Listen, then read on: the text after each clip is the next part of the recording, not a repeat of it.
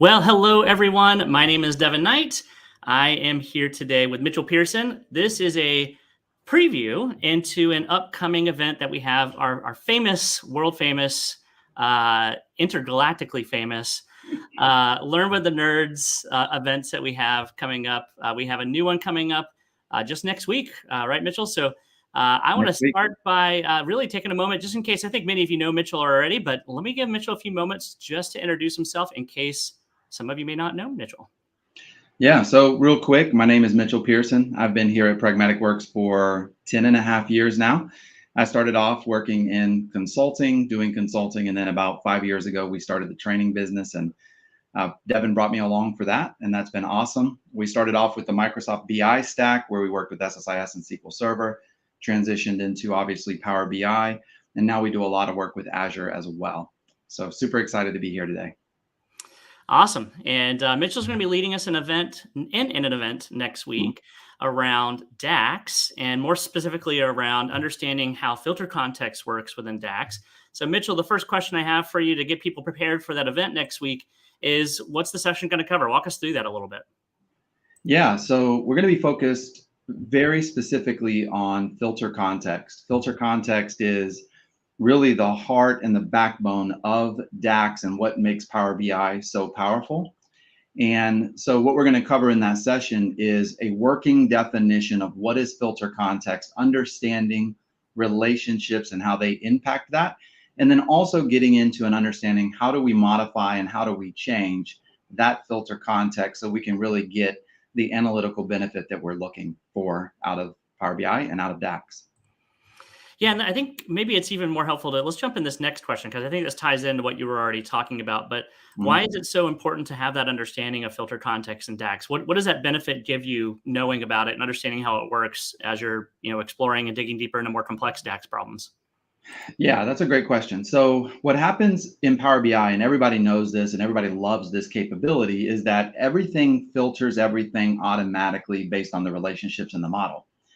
But as soon as you want to start diving a little bit deeper and you want to answer some of the more advanced analytical requirements, we get to the point where I need to remove some of those filters, or I need to modify them. I was actually on a VM call just an hour ago with a customer who had this requirement. They're like, I need to be able to see only the customers that have this filter, this certificate, regardless of what filters have been applied. So we have to figure out and understand how to modify and change that so that we can then author more advanced DAX calculations, right? So the default filter context is awesome. It gives us a lot of capability. But as soon as I want to get into intermediate or advanced authoring of my DAX calculations, I need to understand filter context and how to change that. Yeah, so Mitchell, he mentioned there just a moment ago, in case you didn't catch it, we have a service called Virtual Mentoring. That's what VM stands for with us. And that's where you can schedule time with an expert like Mitchell and many of our other folks as well, to be able to spend time with them, show them a specific problem that you're stuck on, and then get some advice on how to get past that. And you're able to share your screen with them and be able to push past any roadblocks that you have. But back to the session here. What are some of the most common or most misunderstood or misconceptions that users often have about filter context? And feel free to be brief on this. I'm sure you'll cover this more in depth in the session itself. Yeah, no, that's an excellent question. I think the biggest thing with filter context is just not really understanding what it is and then understanding how to change it. So one of the biggest things that we do in our DAX bootcamp is we've actually redefined it and changed it so that the entirety of the first day of that bootcamp is data modeling. And we talk about the way to model your data so that the filtering occurs the way it needs to. And then also so that when we get a little bit further in that DAX bootcamp, we can make the necessary adjustments to those active filters to get what we're actually looking for. And if I were talking about just kind of common misconceptions that customers have, I would look at where customers just don't have a really good data model and not understanding that the filter context and authoring more complex calculations in the future are going to be greatly affected by that. So back to your mention of virtual mentoring, a lot of the virtual mentoring sessions I do, I'll help customers quickly solve whatever their DAX problem is, but I'll give them some insight into the data model and how to design that data model a little bit differently so that in the future, the DAX formulas and calculations that they're authoring are going to be a little bit easier to author and more intuitive because they have a better and more well-defined data model. But I'd say it's probably around the data model and how it impacts filter context. Yeah, it makes sense. It seems like a lot of DAX problems can not completely be solved, but are far easier with a proper data model. So if you design the data model Hmm. correctly up front, things become far easier. And Yeah, that's a lot of 100%. things, a lot of areas where people just don't understand, necessarily what that looks like. So this is more of a general question, but I think one that a lot of people, when they're learning DAX, are trying to figure out, how do I go from level 0 to something that can get me pretty far Mm. with DAX and Power inside of Power BI? And I guess the question here is, what are some of the best ways to incrementally grow your DAX skills? What would you say about that? Well, the most obvious is to start working with DAX, to start writing DAX and start understanding what it's doing. I think that obviously our YouTube channel is a great place to start because we have a lot of great content there. This session is going to be it's an hour and a half. It's going to be quick. It's going to come at you fast, but it's going to be important because what writing DAX comes down to truly is filter context and understanding it. Now, there's levels to this, right? There's levels where it gets a little bit more complex and I need to know a little bit more about what's going on in the background. But at its core, you can really kind of bubble down all of DAX to filter context for the most part. And so our session is going to be focused on building those fundamentals and those building blocks. Obviously, if you want to go from kind of beginner, intermediate level to advanced, you're going to have to get a book and read a book and really just dive into it consistently. Go watch some training with our on-demand learning at Pragmatic Works or take one of our boot camps that we do. Training goes a long way. Obviously, it's designed for end to end and getting a user from, to the next level, right? That's what our training is designed to do. So I got to give obviously a shout out to our training, but it takes a requirement. There's time and investment like with anything, but DAX really is a pretty elegant language. I love writing DAX and I've had to learn a lot of languages over the years, but it starts with filter context. And that's why we chose this topic for this session. Well, I'm going to take you a little off script here, Mitchell. Hopefully you can't really be prepared for something off script, but we got a really good question in the chat Mhm. from Andre, and I think it's worth throwing in here. And the question is, are data models better created by starting with a wireframe UI to understand what you need? So I guess when it comes to building data models, just to rephrase this a little bit, how do you start with your data model design? Do you jump straight in the tool and start kind of building things right away, or do you kind of plan it out a little bit? What's your strategy there? So I always start with a conceptual model. Always start with a conceptual model. And a conceptual model is very high level, right? A conceptual model is when we look at the data, we ask ourselves the basic question, what is the business process I'm trying to measure? Am I trying to measure the number of students that took a class? Am I trying to measure the transactions for a sale that took place or the return of a sale? Am I trying to measure the budget and if we're making that budget? So once I identify that, I say, all right, I got a budget table. And then I realize that I'm going to have a date table and I'm going to have a customer table and I'm going to have a product table. And we kind of go down that list. And so you can whiteboard that. You can put that in Excel. I like to use Smart Art to kind of get that, to formulate it. But a lot of times when we do VMs, and I love VMs, like when we first started doing them, nobody wants to do a VM because customers are calling you with very difficult challenges. But I absolutely love doing them now because I love that challenge and I've been doing it for so long. And when we get on a VM, customers have this problem. We're trying to help them through it 30 minutes or an hour. So we don't, spend 40 minutes building a conceptual model. So I'll kind of build it in my head. But in my head, I'm kind of building that out. I'm like, we're going to have a sales table, a customer table, a product table. I see that you have these classes over here. That's going to be a dimension table. So you should always start with that. And I would take it a step further. As part of the gathering requirements phase, before I bring it into Power BI, what I ask customers a lot of times, especially in a longer engagement, maybe a full day hackathon where we're teaching them the tool, but helping them work with their data. So they're learning it on their data. In those engagements, I ask them to see their data, look at their existing reports, and we find out what are in these reports that you like and what's not in these reports. What are we missing that we need? And then we go and look and see if we can find that data and if we can add that to our data model as well. So what other fact tables might we be adding? How might that impact the dimensions as far as their granularity and level of detail? But Great question. I would definitely not just start pulling data into the tool. I would think through that just a little bit and ask those questions. Perfect. Thank you very much. Thanks for the outside question there as well. The next question I have for you here is what skills or prerequisites are needed to attend the session next week? Yeah, that's a good. So I guess you could really join without any prerequisites or skills, but we're going to be jumping right into the Power BI tool. So I'm not going to be explaining what Power BI is, obviously. And I'm not really going to spend a lot of time talking about what is DAX. So I would expect that if you really want to get the most out of the session, that you have at least a fundamental understanding of what DAX is and what it's used for. We're going to be focused specifically on calculated measures, which frankly is what you're going to spend most of your time on anyway. You probably spend 95, 97% of your time writing measures, not calculated columns. So if you understand the basics of DAX and you understand the basics of Power BI, I think the session is going to be great for you. And like we do with all our sessions, we'll start with, of course, the building blocks and the fundamentals, but we'll mix in some more advanced topics there to make sure it's relevant to everybody. Perfect.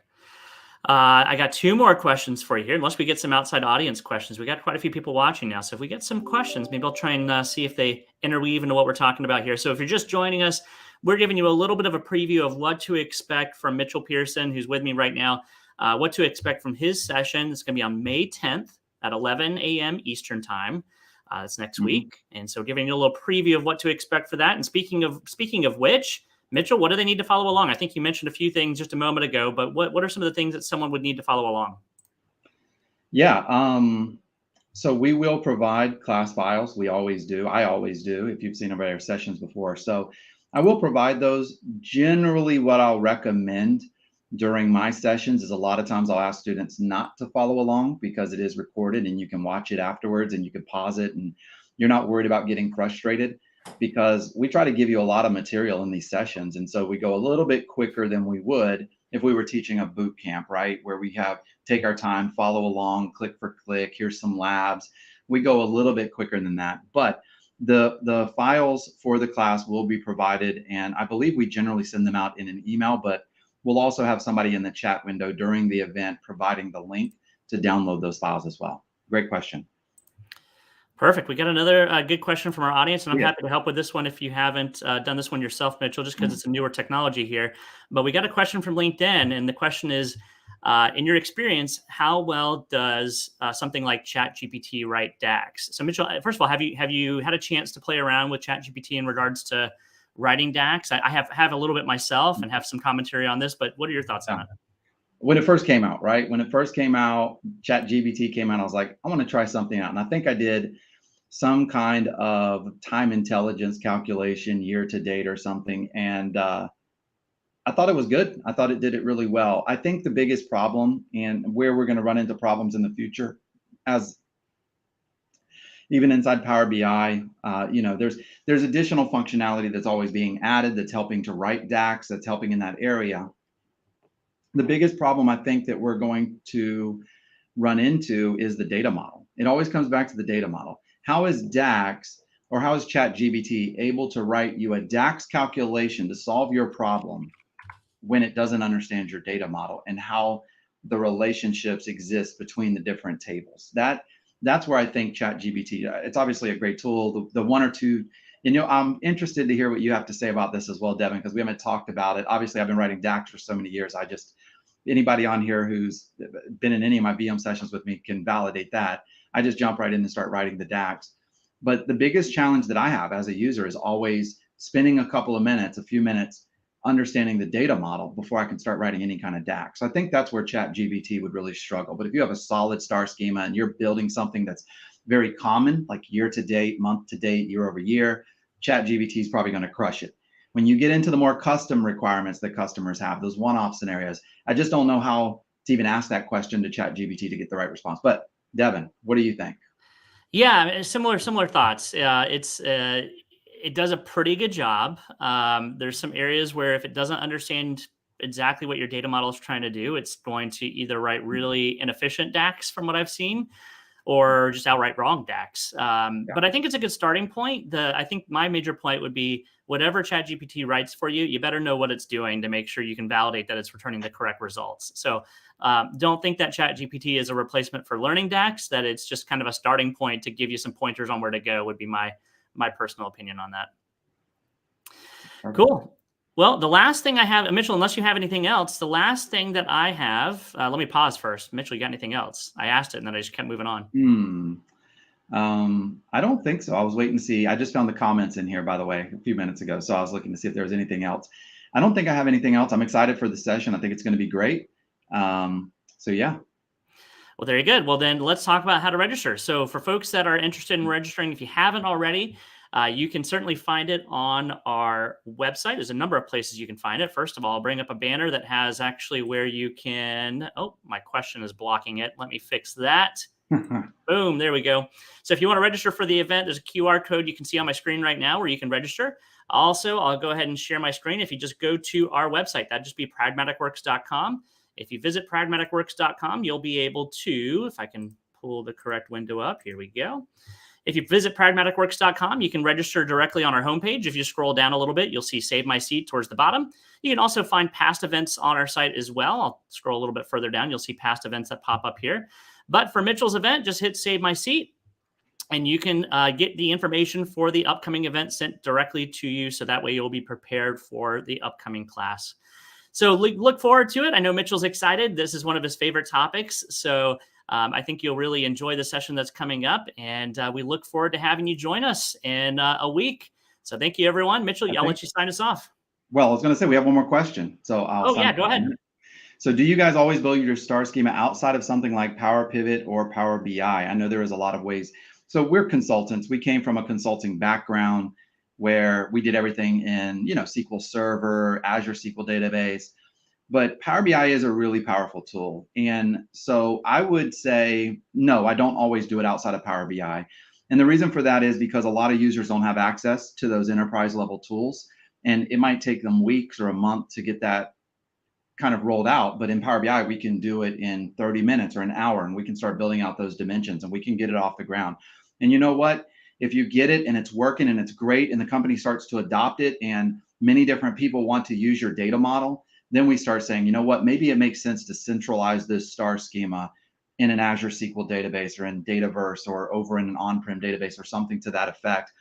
But I do love the ability to do it in Power BI because you can do it so fast and so quickly. And we have a lot of analytics internally at Pragmatic Works. And when I build them, most of the time I'll put them into an Azure SQL database, but I have to build those tables. I have to build in all the referential integrity. I have to build the pipelines to load it. I have to schedule it. There's a lot of work that goes into that, at least 10x, 20x, how much work it would take me in Power BI. So I think doing it in Power BI is great. Worst case scenario is a proof of concept that works great. And then later on, you can move it. Unless you know from the beginning. If I know from the beginning, this is going to have a lot of data, it's going to be very highly used, then we want to make the move and go ahead and start putting it in a database. But great question. And with that, we'll see everybody next week at Learning the Basics of Filter Context. I'm looking forward to it. Have a good rest of your day. Thank you, everybody.